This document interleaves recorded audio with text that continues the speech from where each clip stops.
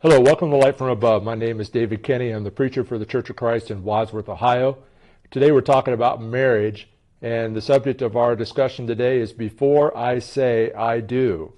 Key word is before saying I do.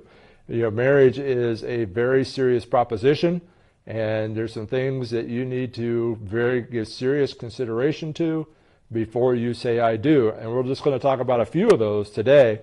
Let me start with a quote from this book on Vital Thoughts for Victorious Marriage. It says, many marital failures can be traced back to inadequate preparation for marriage. Marriage counselors often feel helpless as they try to save a marriage that perhaps would never have taken place had the couple paused long enough to face some facts about marriage before the wedding date. That is so important. And fortunately, sometimes people, they rush into it for whatever reason. And let me just say something to you, ladies, you do not want to marry a man-child. I mean, you do not want to marry a child. Marriage is not for the immature. So when you're looking at some young man, he may be good looking, but he may be immature. He might grow up, but the question is, do you want to have a man-child on your hands on a proposition that maybe he will, maybe he won't? Men, it's the same thing for ladies. She may be beautiful, and there's nothing wrong with marrying a beautiful woman. I married a beautiful woman myself. Nothing wrong with that. That's a great thing to do. But you want to make sure that that beauty is not just skin deep. You want to make sure that you know who you're marrying. And that goes, you can turn those around, as far as the genders go. But this is a very serious proposition. This is not a short-term contract. Marriage is for life. Notice this passage in Romans chapter 7, 2 through 3. It says, for the woman who has a husband is bound by the law to her husband as long as he lives. But if the husband dies, she is released from the law of her husband. So then if while her husband lives, she marries another man, she'll be called an adulteress. But if her husband dies, she is free from the law, so that she is no adulteress, though she has married another man. So what's he saying here? What he's saying is that marriage is for life. Now, somebody will say, well, there's reasons to have divorce. I'm not talking about that. I'll talk about that, later, or we may have already talked about it for that matter. But what I want you to see is that for as long as he lives, marriage is supposed to be a permanent till death do you part proposition. It's interesting, some people come up with all kinds of excuses. They'll say, oh, you know what, we were too young. We really didn't know what we were doing. We were too young, and, we shouldn't have got married. Well, that may be true. You might have been too young, and maybe you shouldn't have got married, but you're married. I mean, it doesn't reverse that. Same thing with people who say, well, we're just not compatible. We're just not compatible. And, and they just run a compatibility? Really? You know what that tells me? That tells me that they didn't give enough thought, probably, to the compatibility before they got married. You see, that's what's so important about it, because it's not a short-term contract. It's something that takes a lot of preparation. And, you hear this phrase, it always amazes me when they'll come up and they'll say, well, you know what, we were too young to be married, or we were this or that or the other. They have all kinds of excuses for why they want to end the marriage. But there's a phrase out there that is in all the movies, well, maybe not all of them, but if you see a marriage ceremony being done, they have that phrase that they so often say, and people, they're smiling, and they say, oh, absolutely. And that phrase is, till death do us part. Till death do us part. Oh, yeah. And then until something inconvenient comes up. And then, well, you know what? I know what we said. I know what we promised. But, hey, we were just young and foolish and all that. But, see, that's why it's so serious that you can seriously plan for marriage. Many of you know Benjamin Franklin, one of our founding fathers. He had a lot of great sayings, and this is one of them. If you fail to plan, you are planning to fail. And that you might say, well, that's just so simple. Well, it is simple, but how many people don't do the simple things? How many people, they don't do that? They just say, well, love will keep us together. Love will take care of all that. Really? Are you so sure? Don't you think it'd be better to do some more planning for your marriage than what some people do? Notice that planning is part of discipleship and life. In Luke 14:28 through 30, Jesus taught, "For which of you intending to build a tower does not sit down first and count the cost, whether he has enough to finish it? Lest after he has laid the foundation and is not able to finish it, all who see it begin to mock him, saying, 'This man began to build and was not able to finish.'" Seeing a marriage crumble, a family disintegrate, is no laughing matter. It's just not. And, but some people, they're not going to care. I mean, they'll care a little bit maybe, and you might have people that really care a lot. But, in our day and age, people get divorced all the time. I remember someone telling me, "Oh, you know what? I got divorced. It's the greatest thing that ever happened to me." On and on they go. But you know what? That might be their marriage. But is that what you want for your marriage? You're going to have to plan. You're going to have to be prepared. There's no guarantees, I understand that, but you need to plan. If you don't plan, you're planning to fail. And that's important. Now, when I was in industry, I had a real nice lady, and she was getting married, and she had this, it was a huge book. Let me show you what it probably, the wedding planner. She had this humongous book, and I was like, what in the world are you carrying around? And I thought it was a manual, like forms or something like that, or something, order book or a catalog or something. I was a purchasing agent. And she said, "Well, I'm getting married." I'm like, "Well, what's this book?" "Oh, this is the wedding planner book." And I sort of looked through it, and I'm not criticizing wedding planner books. You might think, well, it's got all kinds of great information in it. It does. But, a lot of them, what they're geared towards is the ceremony, the wedding. You need to make sure that you have crystal clear in your head that a marriage ceremony is a ceremony, and a marriage is a whole lot longer than a ceremony. You need to have those two concepts very clear in your mind. I went out to the state of Ohio's website. I can't remember what one it was, but you know what it takes in the state of Ohio, that's where I live, to get married? I looked it up. I was married in Illinois. It wasn't much different than this. But this is what it says. A license issued from the same county as the ceremony. So we live in Medina County here. And so if I was to get a Medina County marriage license, and that means the ceremony had to be performed in Medina County, Ohio.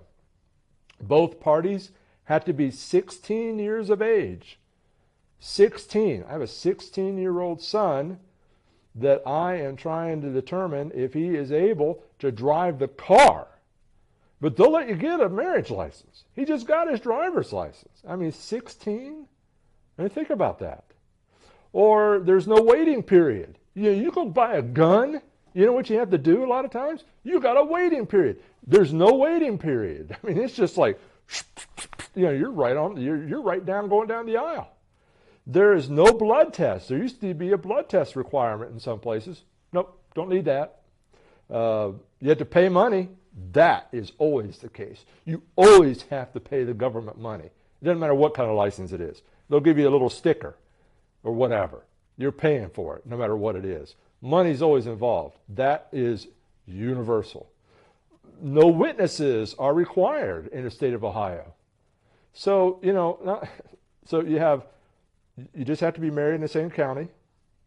You have to be at least 16 years of age. There's no waiting period, no blood test. You have to pay a little bit of money, and no witnesses are required. My son had to go through more to get his driver's license than that. He had to take classes. He had to do driver's ed. He had to take exams. He had to drive with his parents for so long. He had to do a driving test. He had all this stuff he had to do in the state of Ohio to get a driver's license. But a marriage license, as long as you pay your money, you're good, basically. You have any doubt?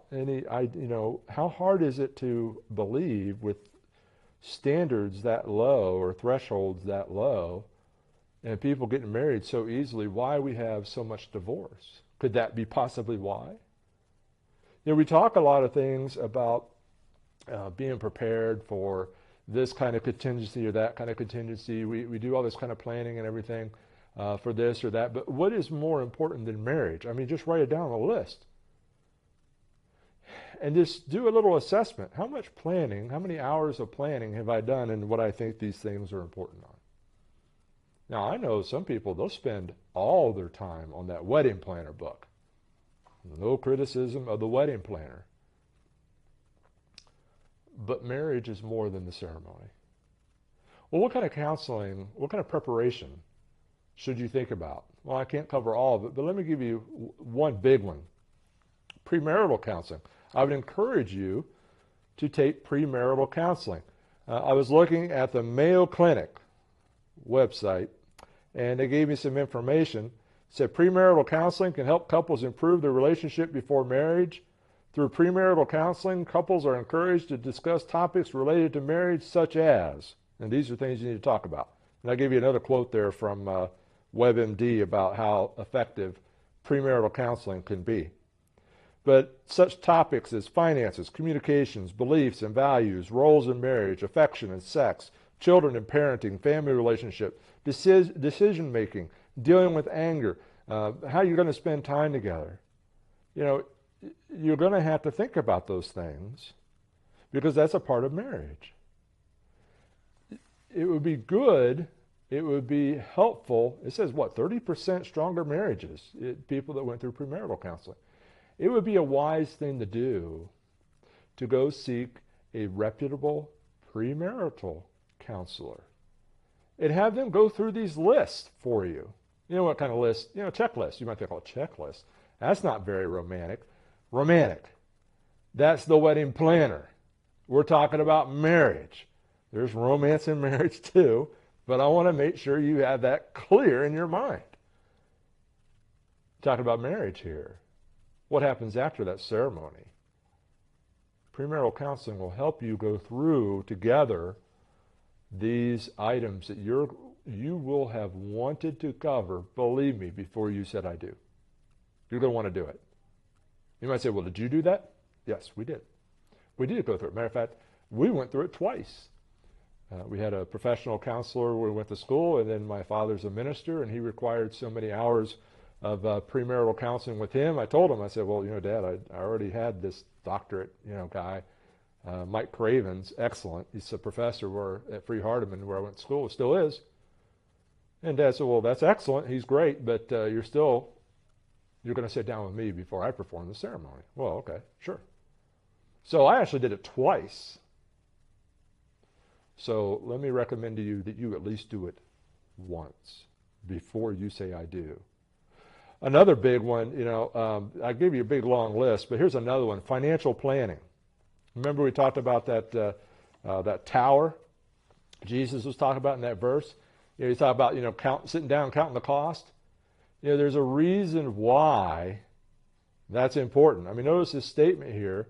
For the most part, it's a lack of open communication about money problems that jeopardizes a marriage more than financial problems alone. Everyone has financial issues concerning bills, debt, spending, and budgets. How a couple deals with those issues can make or break a relationship. Top 10 reasons marriages fail, according to divorce.com. Let me give them to you. Number 1, financial problems. Top of the list. Reasons why marriages fail. Number 2, communication problems. 3, family problems. 4, sexual problems. 5, problems with friends. 6, addiction problems. Addiction. It's a big problem, addiction. All through Ohio, and I'm sure in other places, we have a big drug addiction here. A lot of people are addicted to opiate drugs. That's a big problem.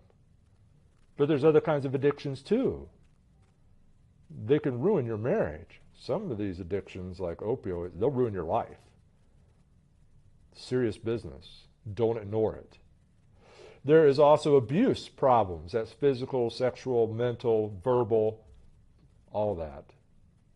Abuse. Personality problems, expectation problems, and time problems. You know, in financial planning, I really recommend that you take a class on how to make a financial budget, how to make a family budget. If you got to go to the library, a lot of libraries will offer that for you for free. Or if you're in high school, take a class that's geared towards helping you prepare a budget. You're going to need it. It's not getting any cheaper to live around here. You're going to have to be smart with your money, unless you're independently wealthy. I don't happen to be independently wealthy, so I have to be careful, so I have to plan. And you're going to need to plan as well. And let me tell you something. Be very, very careful about commercials on TV. You've probably heard them. I've heard them. These ideas of you can get rid of your debt if you call us.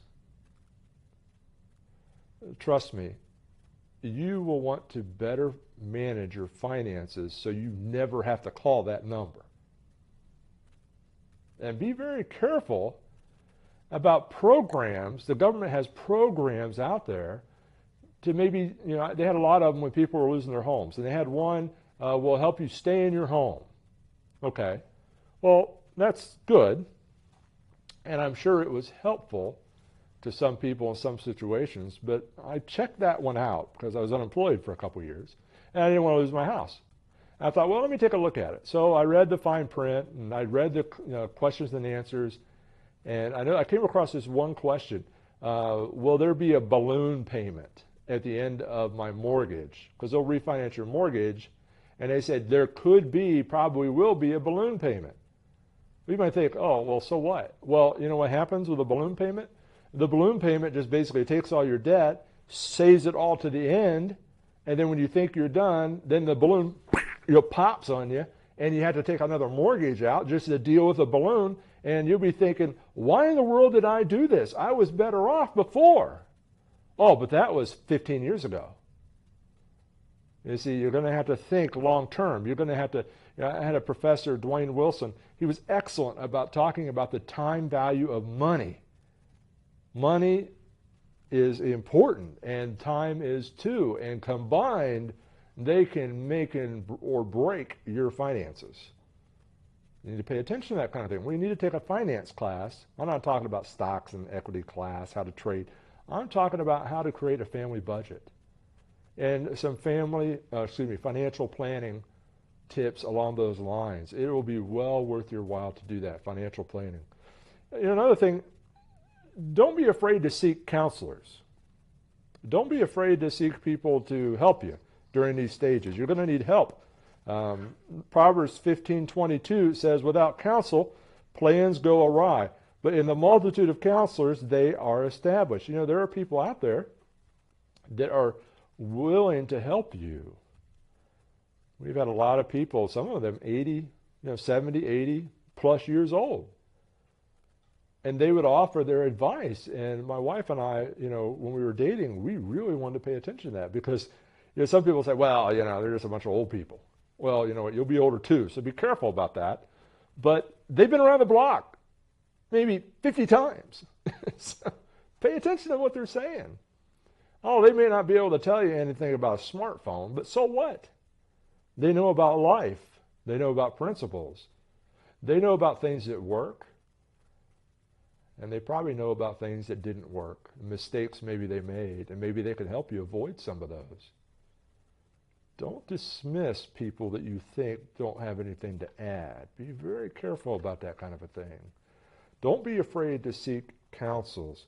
One wonders how many preachers have had people come to try and untangle their twisted and messed up lives. I have that every once in a while. I'll have somebody come in and they'll talk to me and they'll say, I'm in a mess and, I want you to help me sort this out. I need to get my life right.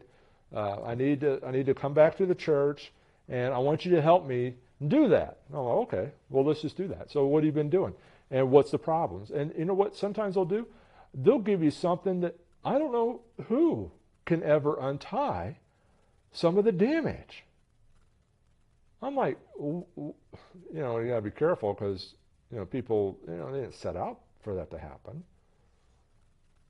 But some people, they tangle their lives up so much that no preacher is going to be able to sit down in one session, much less a catalog of sessions, to sort all that out. Seek counsel early. Plan. Don't just, wait until disaster happens and then, you want to bring in disaster relief. Plan ahead of time. Pre-plan. Be careful about that. Don't overlook that point. I can't stress it more. Matter of fact, let me just reiterate that point with this one. Do not be afraid to seek multiple counselors. Where there is no counsel, the people fail, but in the multitude of counselors, there is safety. Now, don't be afraid to consult experts, whether it's directly or indirectly through books and guides and things like that. Get a second opinion. Sometimes I talk to people and they'll have some really serious medical condition. And they'll tell me and they'll say, well, the treatment's real radical and they're pretty sure this is what it is. And I trust that doctor.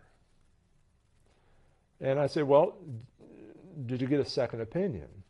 No, he's a good guy. Well, he may be a good guy, but as my dad often told me and others that were listening, they don't call it the practice of medicine for no reason. Get a second opinion. Why? Because multiple counselors, there is safety. Safety. Don't be afraid to go through. I mean, if you had the opportunity to do premarital counseling twice, we went through premarital counseling twice, and we went to a wedding workshop, which is where this book that I'm quoting from came about.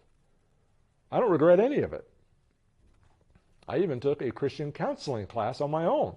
Took marriage and the family, both of us did, in college, and some other coursework, college coursework on marriage and the family and things relating to that. I don't regret any of it. But if my marriage would have collapsed because I didn't take it, you think I'd want to have that kind of regret? You don't want that kind of regret. You don't want that for yourself. You don't want that for your children. And really, you don't want it for the person that you married. I mean, you loved them enough to say those words. You may not feel that way now, but there was a time when you did. Do it then. Don't wait till it blows up. Also, another thing to keep in mind is not all counselors are the same. When Solomon died, he had two major figures around his death. One was his son named Rehoboam. But he also had a guy that worked for him named Jeroboam. Now, Jeroboam and Rehoboam sound a lot alike, but they were not related. Rehoboam was the son of Solomon. And so Jeroboam causes him trouble, and the kingdom is sort of shaky when Solomon dies. And Jeroboam leads this group back, and they're going to bring their grievances to him. And so Rehoboam, he talks to him, and he talks to his father's advisors. And this is what they say in 1 Kings 12, verse 7. If you will be a servant to these people today and serve them and answer them and speak good words to them, then they will be your servants forever. That's what Solomon's advisors told him. Well, he had his buddies. So he went to go ask his peers. He had another set of advisors. So he went to go ask them. And this is what they said. This is 1 Kings 12, 10 through 11. Thus you should speak to this people who have spoken to you, saying, your father made your yoke heavy, but you make it lighter on us. Thus shall you say to them, my little finger shall be thicker than my father's waist. And now, whereas my father put a heavy yoke on you, I will add to your yoke. My father chastised you with whips, but I will chastise you with scourges. So look here in verse 8 what it says. But he rejected the advice which the elders had given him and consulted the young men who had grown up with him, who stood before him. You know what happened? He went with their advice. Oh, if you think life was difficult under my father, I'm going to it's going to be worse. You know what happened? The kingdom divided. I mean, it happened like right away. What happened to Rehoboam then? If you want to put it, you can measure it however you want to as far as the division. But let me tell you, 10 of the tribes left with Jeroboam, his enemy. his antagonists. Jeroboam was a threat to the throne. That's why Solomon tried to kill him, even though he worked for him for quite a bit of time. Jeroboam was a wicked man. He took those 10 tribes right into apostasy, set up idol worship, and there was great consequences for that. So when you think about before saying I do, we hope that you will consider these facts because you want to plan for your marriage to be successful before you say it, rather than when you have to live with it. Thanks for watching our program. Before we close our program today, we'd like to take a moment and review this roadmap to heaven with you since the matter is so serious. There are many incorrect set of directions out there, and sadly, so many people are following them. For example, some people have been given wrong turns. They believe things such as faith only, works only, or grace only. Or some attempt to change the order of the turns, being baptized before they even believe. Some people fail to realize what point they are on the map. Don't even open their Bibles yet, and they think they're saved already. As a person travels in a car or takes a hike, it has to follow the proper directions, so we must follow the proper directions to heaven. Let's take a look at the directions on our roadmap to heaven here. You have to look at these passages in your Bible for yourself. We'll just list the steps, the turns on the way. First is to believe or to have faith. And then number 2, to repent, to turn away from sin. Number 3 is to confess that Jesus is the Son of God. Number 4 is immersion, or to be baptized, which is a burial in water to have your sins washed away. And then you're added to the church by the Lord, not by a group of people, or not by giving some kind of testimonial experience or things like that. And then once you're added, you need to serve and worship the Lord faithfully all the days of your life. And the key word's faithfully. You don't waver. And that's very important. We need to keep in mind, too, that in Noah's day there was a big flood, and only people in the ark were saved from the flood. The same is true today. There is no salvation outside the Lord's church. Where are you on the roadmap to heaven? Thanks for watching our program. Please let us know if we can assist you with further information for your journey.